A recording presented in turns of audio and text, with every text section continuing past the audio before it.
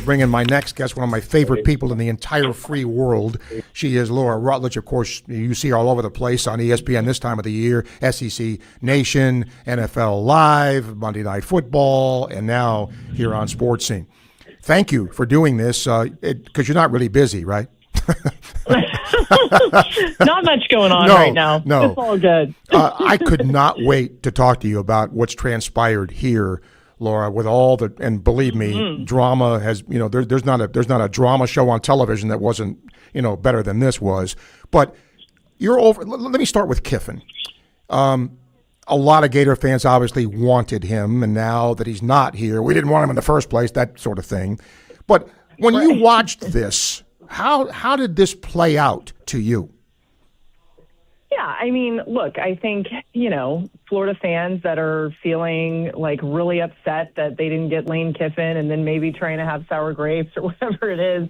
I would say like Lane Kiffin is a good fit for Baton Rouge, and maybe he would have been a good fit for Florida, but ultimately I don't think that was going to be the right call. Like I think he's a better fit for what's going to be going on there at LSU. And you've seen, even in the aftermath of being hired, stuff comes out and people start talking about, who this person is and the way that he kind of jerks the chain of different universities and maybe even his own players. I mean, all of those things, I would say, as somebody who considers the University of Florida incredibly important to me, are not necessarily in line with what we have done there, and I think that's kind of what you're seeing come out and come to fruition. And listen, I mean, we'll see how Coach Sumrall does, but I'm really excited about that hire. And I think when you look at the way that the Lane Kiffin debacle kind of went down, it makes you say, like, all right, yeah, LSU, maybe they got their guy, but like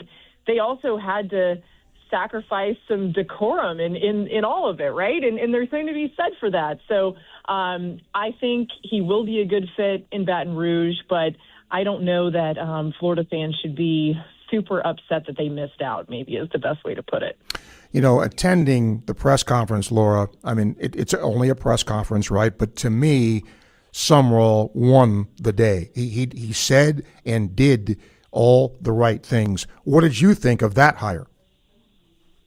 Yeah, it's funny because when his name started to get thrown around, a little bit more seriously, and even in some of the people I had talked to who were close to the hiring process at Florida and all of that, I got really excited. And that continued to grow when I've seen what he said. I agree with you about just the way that he sort of won the day with the press conference and said all the right things, but it just comes across as being really genuine. And I think he's a guy that's had success with teams based off of physicality that definitely translates to the SEC. And he knows how to win, right? And we've seen that happen. Now, granted, this is a tough situation because Florida fans, and rightfully so, are going to want almost instant success. But I think what we're looking at is a great leader with an incredible opportunity to come in and make a big difference. And it's interesting, Steve, because, I mean, listen, Twitter is Twitter, right? But yes, it is. I tweeted out something positive about Coach Sumrall, and I had so many Florida fans like ripping me for tweeting and for saying something positive. And I want to say, like, let's just give this guy a little chance here. And I know the patience is running thin with a lot of Gator fans, and I understand that, but I just would not be shocked. And listen, if I eat crow down the road, I will fully admit it. You know that. But I would not be shocked if we're looking back on this and saying, man, we lucked out here. Like, this was the right direction to go. And doesn't mean that they're not going to have success at LSU, because I think they may, and they probably will. But I also think that Florida can have success at the same time. It was interesting just the way this season transpired with all of the openings just in this conference, right? Arkansas, yeah. Auburn, et cetera. What do you think of some of those hires around the league? Yeah, I mean, I think when you look back at this year, and it's interesting because, this has happened a few times, right? It seems to go in cycles where all of a sudden you start to see a whole new group of coaches, come into the league. But I think that when you look at the different guys that were available, I think these schools made the right decisions. I mean, it was a weird process because it really was kind of, for a lot of places, felt like Lane Kiffin or bust. and he was only going to go one place. I think my favorite hire that happened was Pete Golding staying at Ole Miss. Yeah. I think he's going to be a really good fit there. And I mean, my goodness, I'm not saying they're winning the national championship, but what if they go on some sort of playoff run here under this guy and kind of you never know, how much this could have galvanized this team. They're already a really talented team, and that would be an amazing story to sort of add as a postscript to all of this. Laura Rutledge joining us here. Of course, you see her on NFL Live, SEC Nation, Monday Night Football. I'm going to give you one more title, Laura, okay? Here we go. You are the czar of college football now, okay? So you're wearing the hat, oh, wow. Okay? Love it. Something's got to be done about the calendar.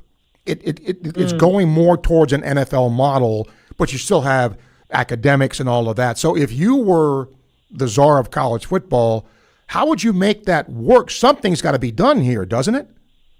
Yeah, I've seen so many different suggestions, and it's you can poke holes in every single one of them. So I feel like, people would poke holes in mine too. But I think we need to get rid of the early signing day. I mean, to me, that's really causing issues, and it's allowing, these deadlines to be put in place. And here's the reality. I mean, this schedule was built around, it's all sort of convoluted because it's built around a world where we didn't have a playoff and then we didn't have an expanded playoff. Now the college football calendar is going deep into January. So you really need to, and I know some schools are like, well, we don't feel sorry for, the powerhouses of the world that are mad that they're playing for a national championship while still trying to recruit. And I get that, but it just doesn't make sense. So I would at least begin with eliminating, some of the early signing day stuff and saying, let's change the calendar a little bit to where you've got more time, to get these guys in, and it's after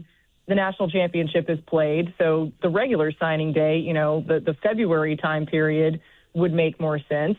And then from there, say that, you've got to give these guys a chance to get into school so that they're not just last minute showing up. I mean, all of it is so convoluted, and it can't be a true NFL model, like you said, because of the academic portion, but we are shifting more toward that. And I think maybe it would be smart to, take a page out of some of what the NFL does. I mean, the one thing that would be really interesting, Steve, is if there was some sort of free agency process in season. Can you imagine how crazy that would be?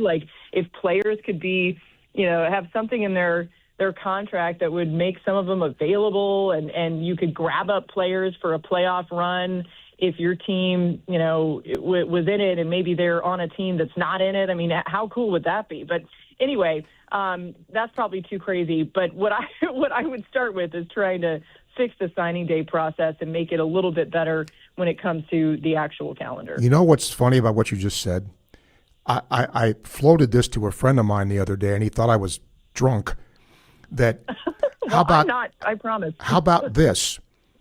In season, Florida makes a trade with Auburn. They get Auburn so-and-so, and Auburn gets Florida's so-and-so. How about that? Kind of what you're saying, right? Yeah. I agree. To me, it's interesting because I don't know. I guess you'd have to figure out what's the payout, what's the payoff for the player, for the school. It's not the same as the NFL in that way, where the organization gains something from it on the side of trading the player or whatever. But I don't know. I mean, it would change the complexion of how all this happens, right? You'd be looking at a playoff where you wouldn't be saying, oh, this team has this weakness because of these injuries. You'd say, wow, look, they went and grabbed this great D lineman from a non-contender, and now they're able to fortify themselves for a playoff run. It's interesting. I would not be shocked if we get to that point at some point. Last thing, I'll put your NFL Live hat on here. In a very generic sense, we're, 2/3 of the way through the year now, Laura. Give me a team in your mind that's overachieved, and give me a team that you thought at the beginning of the year was going to be pretty good and hasn't ended up that way. Yeah, I think the overachiever is actually the Jacksonville Jaguars. And, coming into the year, we were kind of like, oh, okay, they're in a situation where they've got Travis Hunter and they made some really nice moves, but you're not thinking that they're going to be I didn't think, at least, have as much success as they've had so far. And they really have looked good. And I think, if they continue to improve, they could make an interesting little playoff run. The Panthers are kind of in that category too, but the Panthers are so inconsistent. It's hard to figure out, are they the team that's going to beat the Packers and beat the Rams, or are they the team that's going to lose to the Saints? So they're like my honorable mention there. And then when it comes to underachieve, I would say the Eagles. And listen, they can still figure it out, right? They're 8-4. They've got a big matchup on Monday Night Football that we'll be at, but I just don't know how you're fixing that offense overnight. And that's kind of the crazy thing. Their O-line just has not been as good, and so much was framed around that. So they have been underwhelming for sure. Always appreciate you, and thank you for taking the time, and we will watch you. Can't wait. Thank you. You got it, Laura. Thank you. Laura Rutledge,